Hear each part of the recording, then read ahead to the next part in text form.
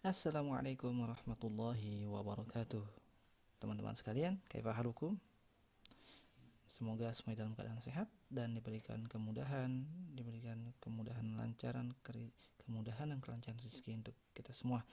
Baiklah teman-teman sekalian, kita lanjutkan pelajaran kita dan alhamdulillah biiznillah alhamdulillah dengan kuasa Allah semata dan berizinnya kita sudah sampai pada pertemuan atau pembahasan video yang ke-14. Adalah sebuah kesyukuran video ke-14 ini kita akan masuk pada bab al-mubtada wal khabar, di mana bab ini itu sudah mulai materi akan lebih kita bilang bukan sulit akan tapi lebih artinya akan lebih berat, sehingga mohon kita semua bisa lebih memahami lebih dalam karena ini adalah kunci di mana kita akan membaca kitab yang tidak berharokat dan juga lain sebagainya. Baiklah, al-mubtada wal khabar.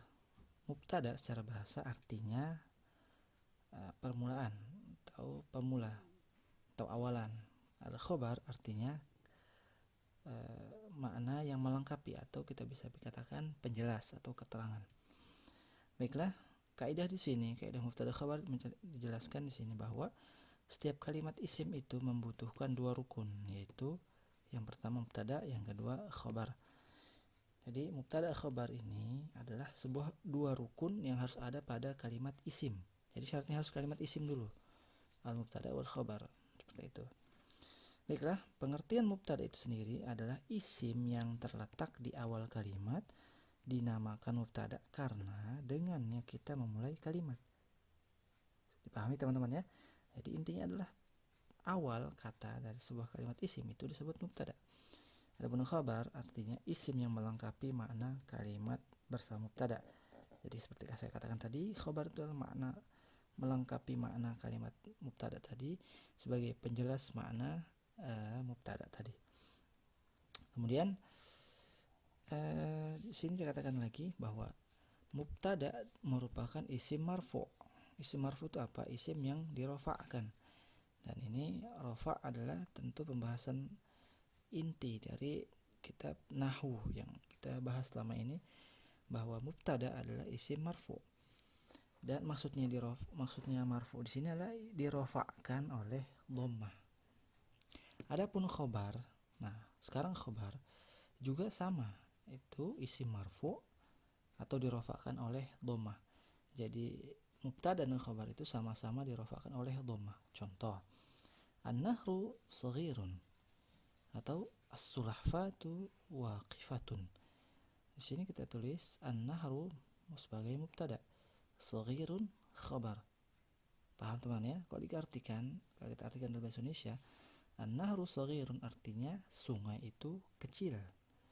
An-nahru sebagai mubtada, awal kata, awal kalimat. Saghirun kecil.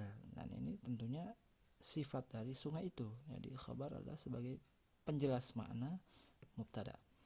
As-sulahfatu waqifatun. As-sulahfat artinya kura-kura atau penyu kita katakan. Waqifatun berhenti.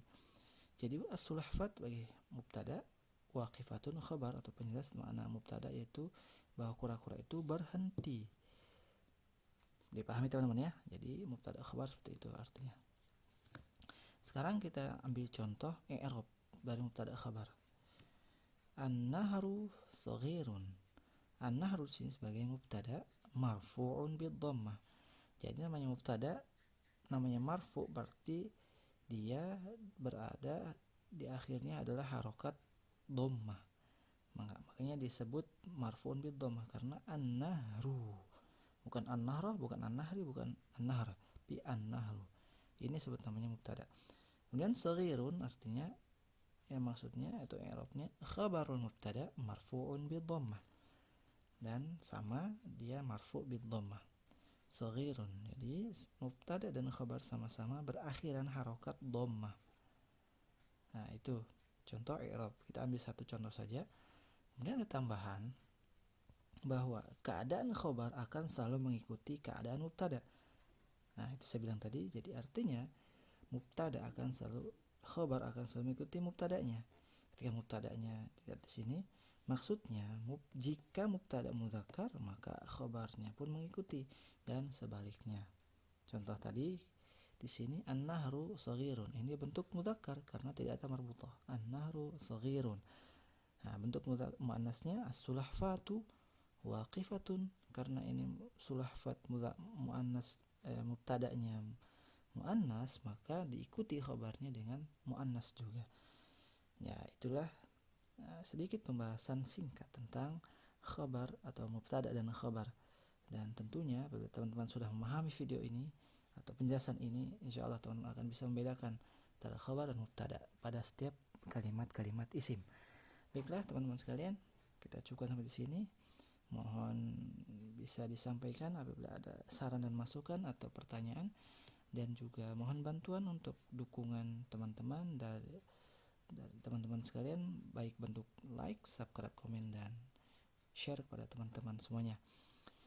Dan sebagai penutup kita akhiri dengan jazakumullah khair, subhanakallahumma wa bihamdika, asyhadu an la ilaha illa anta, astaghfiruka wa atubu ilaik. Assalamualaikum warahmatullahi wabarakatuh.